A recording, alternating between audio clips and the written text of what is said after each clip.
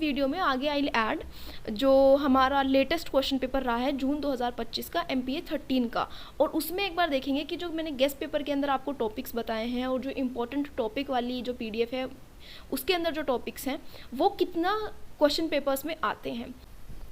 Welcome and welcome back to my YouTube channel. My name is Muskan. आज की video होने वाली है MPA 13 के गेस्ट पेपर के बारे में। जिन लोगों को नहीं पता है मैं उनको बता देती हूँ, मेरे चैनल पे MPA 11, 12 और 14 के गेस्ट पेपर्स ऑलरेडी अवेलेबल हैं। उसके अलावा MPA 11, 12, 13, 14 एंड MPA 17 के मोस्ट इम्पॉर्टेंट टॉपिक्स की वीडियो भी अवेलेबल है। उसके अलावा अगर आपको ऐसे डाउट्स होते हैं कि एग्ज़ाम आने वाला है, एग्ज़ाम सेंटर पर क्या क्या चीज़ें अलाउड है, कहाँ पर बैग रखेंगे, कहाँ पर फ़ोन रखेंगे, और अगर एग्ज़ाम नहीं दे पाओगे दिसंबर का तो फिर क्या कॉन्सिक्वेंसेस होंगे, रिज़ल्ट पे एब्सेंट आएगा, फेल आएगा, क्या चीज़ होने वाली है। उसके अलावा अगर आपके और बचे हुए डाउट्स हैं, जैसे कि आपको ये जानना है कि इग्नू के जो ओरिजिनल क्वेश्चन पेपर्स होते हैं पिछले सालों के वो वेबसाइट से कैसे देखते हैं, असाइनमेंट का स्टेटस कैसे चेक करते हैं, तो वो सारी चीज़ों के ऊपर ऑलरेडी मेरे चैनल पे वीडियोस डली हुई हैं।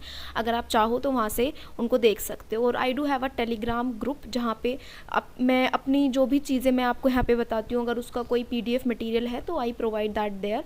उसके अलावा अगर आपके नॉर्मल डाउट्स होते हैं और ऐसे कुछ टॉपिक जिन पर शायद वीडियो भी नहीं है, आप ऐसे क्वेश्चंस वहाँ पे भी पूछ सकते हो। इसका जो लिंक है वो आपको डिस्क्रिप्शन पे मिल जाएगा, you can join that. So without further ado let's just get into this video. तो MPA जो 13 है which is public systems management, तो ये एक पेपर है जो MPA जो कोर्स है बेसिकली वो है masters in public administration at IGNOU. तो यहाँ पर जो पहला साल होता है उसके अंदर आपके 4 पेपर होते हैं। इसमें ईयरली एग्ज़ाम होते हैं, मतलब पिछले साल जून में अगर आपने एडमिशन लिया होगा तो आपके जो एग्ज़ाम है वो जून 2025 में हुए होंगे। तो इस तरीके से एक साल के बाद यहाँ पे एग्ज़ाम होते हैं और असाइनमेंट उससे थोड़ा पहले सबमिट हो जाते हैं। तो आपका जो गेस्ट पेपर है उसके लिए क्या क्या इंपॉर्टेंट चीज़ें हैं पहले मैं वो बता देती हूँ। मैं एक एक क्वेश्चन रीड नहीं करूँगी इस वीडियो में बिकॉज आप लोगों का उससे टाइम वेस्ट ही होगा। तो इम्पॉर्टेंट चीज़ें ये हैं, यहाँ पर जो ये मैंने आपको कुछ क्वेश्चंस दिए हैं ना, वो क्वेश्चन आपको इस तरीके से दिए गए हैं कि जब आप उन सभी क्वेश्चन को डिटेल में प्रॉपरली कवर करोगे ना तो आप एग्ज़ाम में अपने जितने भी आपको क्वेश्चंस अटेम्प्ट करने होते हैं, 10 में से आपको 5 क्वेश्चंस अटेम्प्ट करने होते हैं, उतने आप इजीली कर पाओगे। तो ये जो गेस्ट पेपर है ये इसी तरीके से मैंने बनाया है कि आप आसानी से अपने एग्ज़ाम के अंदर यही केवल क्वेश्चंस कवर करके आप अपना एग्ज़ाम क्लियर कर पाओ। ठीक है, अब इसमें आपको ऐसा मत सोचना कि जैसे यहाँ पे 12, 13 क्वेश्चंस हैं, कुछ शॉर्ट नोट भी हैं, तो कि खुद से सोचने लगो कि भाई 5 कर लेते हैं, 6 कर लेते हैं कोई भी, क्योंकि एग्ज़ाम में तो 5 ही करने हैं।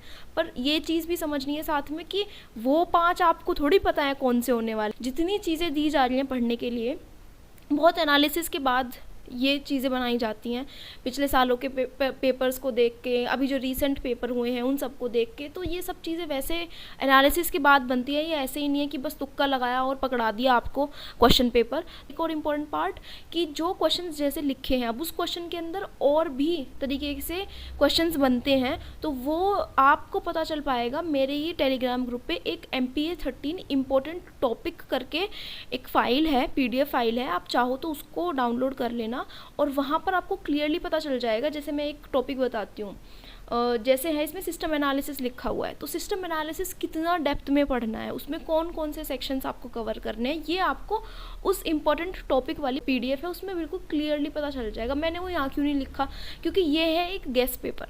अगर मैं सारी ही इन्फॉर्मेशन इसमें डाल दूंगी तो ये 1 पेज के बजाय ये 4-5 पेज या उससे भी ज़्यादा लंबा जा सकता है। ऐसे थोड़ी होता है गेस्ट पेपर, वो तो पेपर की फॉर्मेट में होता है ना थोड़ा, तो इसी वजह से मैंने वो एक एक चीज़ यहाँ पे नहीं लिखी है। और अगर मैं एक एक चीज़ इसमें लिखूंगी तो एक क्वेश्चन ना बहुत ही ज़्यादा लंबा होगा, वो एक क्वेश्चन नहीं रह जाएगा, फिर वो एक पैराग्राफ बन जाएगा। तो इसलिए यहाँ पर जो चीज़ें लिखी गई हैं वो उसी वे में लिखी गई हैं जैसे आपका एक क्वेश्चन पेपर होता है। और जितने सब पार्ट्स इसमें लिखे हैं, जैसे एक क्वेश्चन के अंदर 2-2 भी पार्ट्स हैं। जैसे पहला क्वेश्चन अगर मैं बताऊं आपको, elaborate on the changing nature of public services and the role of ICT in public service delivery. तो इसी तरीके से बहुत बार एग्जाम में भी क्वेश्चन आते हैं कि 2 पार्ट को मिला के आपको दे दिया, तो इस तरीके से भी आपको पता होना चाहिए कि 2-3 चीज़ें एक साथ भी पूछ ली जाती हैं। ठीक है, अब बात करते हैं कि ये पेपर किस तरीके का है। किस तरीके से मेरा मतलब है, जैसे मैंने आपको पहले बताया था कि जो MPA 12 है, क्योंकि उसमें थ्योरीज़ हैं कि जैसे हेनरी फ्योल है और एफ.डब्ल्यू. टेलर है, हर्बर्ट साइमन है, अब्राहम मैस्लो है, इन सब ने कुछ कुछ अपना अपना बताया हुआ है। तो वो चीज़ें थोड़ी थोड़ी याद करने वाली होती हैं, कुछ साल याद करने वाले होते हैं, कुछ प्रिंसिपल्स ऐसे होते हैं जो रटने होते हैं। लेकिन वहाँ पर मैंने जैसे बताया था कि हम वहाँ पे थोड़ा परसेंटेज ज़्यादा है ऐसा जो आपको पहले रटना पड़ेगा और फिर कुछ चीज़ें ऐसी हैं जो समझनी पड़ेंगी, ठीक है। तो इस पेपर की अगर मैं बात करूँ तो इसमें ज़्यादातर चीज़ें ऐसी हैं जिसको आप 2 बार 3 बार रीड करोगे ना, और थोड़ा मतलब केयरफुली रीड करोगे तो आपको ईजी रहेगा याद रखना। इसमें बहुत ज़्यादा रटने जैसा कुछ नहीं है। थोड़ा जैसे बजट वाला पार्ट है उसका क्या प्रोसेस होता है तो उसमें थोड़ा आपको टाइम लग सकता है प्रिपेयर करने के लिए, स्टेप्स को याद करने के लिए। पर बाकी इसमें ज़्यादा बहुत ज़्यादा रटने वाला नहीं है। कुछ पार्ट तो ऐसे हैं बिल्कुल 1-2 बार पढ़ोगे ना बिल्कुल याद हो जाएंगे। जैसे मैंने अभी एक पार्ट बोला, role of ICT in public service delivery.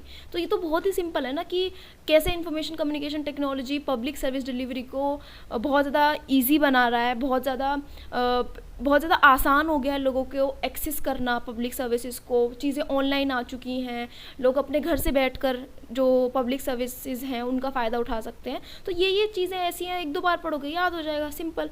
तो ये वाला पेपर में बहुत ज़्यादा कुछ रटने वाला नहीं है। मैंने आपको पार्ट बताया इंपॉर्टेंट टॉपिक्स वाला। ये जो इम्पोर्टेंट टॉपिक है MPA 13 का जो अलग PDF है गेस्ट पेपर से, आप उसको या तो डायरेक्टली देख लो, मेरे टेलीग्राम ग्रुप पे वो है। अगर उसमें भी आपको ऐसा लग रहा है ना कि थोड़ा समझना है इसको, तो उसके ऊपर भी एक वीडियो है जिसमें मैंने उन टॉपिक्स के बारे में थोड़ा थोड़ा आपको समझाया हुआ है इस तरीके से, ठीक है। जो आपको मैंने गेस्ट पेपर दिया है इसमें ऊपर तो है मेन लॉन्ग क्वेश्चंस, क्योंकि एग्जाम में लॉन्ग क्वेश्चंस भी आते हैं और कभी कभी शॉर्ट नोट्स भी आ जाते हैं, और शॉर्ट नोट जो है वो अलग हैं। तो आपको दोनों ही कवर करने हैं, क्योंकि वहाँ पर किसी भी टॉपिक से अगर क्वेश्चन आ जाता है ना तो आपको पता होना चाहिए। और जिन क्वेश्चंस में कॉमन सेंस लगता है तो वो भी थोड़ा ध्यान रखना कि अगर कोई क्वेश्चन कॉमन सेंस से हो रहा है तो इट इज़ ईजी ऑब्वियसली।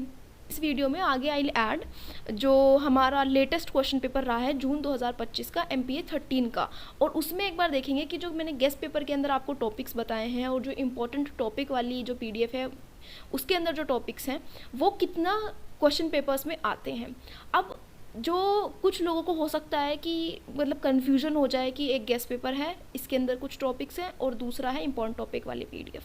तो देखो डिफरेंस बहुत ही सिंपल सा है। गेस्ट पेपर के अंदर डायरेक्ट क्वेश्चंस हैं, ठीक है। जो इम्पोर्टेंट टॉपिक वाली वीडियो है या फिर जो इम्पोर्टेंट टॉपिक वाली PDF है उसके अंदर यही टॉपिक है मोस्टली, पर हर टॉपिक के अंदर ना सब पार्ट लिखा हुआ है। जैसे कि मान लो सिस्टम एनालिसिस है फॉर एग्जांपल, मान लो इसके कोई मॉडल है, ठीक है, मान लो इसकी कोई अप्रोच है, मान लो इसके कोई टाइप है, तो अब वो मैं सब यहाँ लिखने बैठूँ ना कि explain type model this that of system analysis, तो ये बहुत लंबा क्वेश्चन बन जाएगा। तो वो चीज़ आपको उधर पे मिल जाएगी, ठीक है। अब लेटेस्ट क्वेश्चन पेपर को देख लेते हैं एक बार। पहला जो क्वेश्चन है वही पब्लिक सिस्टम मैनेजमेंट से है और ये गेस्ट पेपर के अंदर ऑलरेडी कवर्ड है। सेकंड क्वेश्चन है ये भी पब्लिक सिस्टम से है और इसमें पूछा जा रहा है उसका सोशल कॉन्टेक्स्ट। ये कवर्ड है, आप जब जितने टॉपिक्स करेंगे ना तो आपको इसका आंसर करना आसान रहेगा। फिर अगला क्वेश्चन है मॉडल ऑफ गवर्नेंस से, उसके बाद है पॉलिटिकल एग्जीक्यूटिव और ब्यूरोक्रेट्स के बीच का रिलेशनशिप, ये भी कवर्ड है। आगे शॉर्ट नोट्स पूछे गए हैं रोल ऑफ रेगुलेटरी स्टेट और judicial activism. Judicial activism directly mention था, रोल ऑफ रेगुलेटरी स्टेट नहीं मेंशन था। और ये जो है ये रिलेटेड है MPA 11 से भी, और आप इसको जर्नली भी आंसर कर सकते हैं अगर आप मास्टर्स इन पब्लिक एडमिनिस्ट्रेशन कर रहे हैं तो। अगला क्वेश्चन जीरो बेस बजटिंग है, ये ऑलरेडी कवर्ड है। स्ट्रैटेजिक मैनेजमेंट प्रोसेस ये भी है गेस्ट पेपर के अंदर। Constraints of management information system, management information system मैंने लिखा हुआ है, इसे स्पेसिफिकली कंस्ट्रेंट मेंशन नहीं किया हुआ है। अगला क्वेश्चन है डिसफंक्शनैलिटीज़ ऑफ पब्लिक सिस्टम्स। तो ये क्वेश्चन ऐसा है, जब आप जितने टॉपिक्स मैंने लिखे हुए हैं ना गेस्ट पेपर के अंदर उन सबको पढ़ेंगे तो आपको पता चलेगा गवर्नमेंट क्या प्रोवाइड करा रही है, कितने डिफरेंट तरीके से प्रोवाइड करा रही है और उन सब चीज़ों में क्या क्या प्रॉब्लम है, तो आप इसका आंसर कर पाओगे। और एक चीज़ ये भी समझने की जब वो सारे क्वेश्चंस कवर कर मतलब ऐसा कोई क्वेश्चन एप्लीकेशन बेस्ड कोई क्वेश्चन आ आपने जितना ही सब्जेक्ट के बारे में पढ़ा है वो सब अप्लाई हो।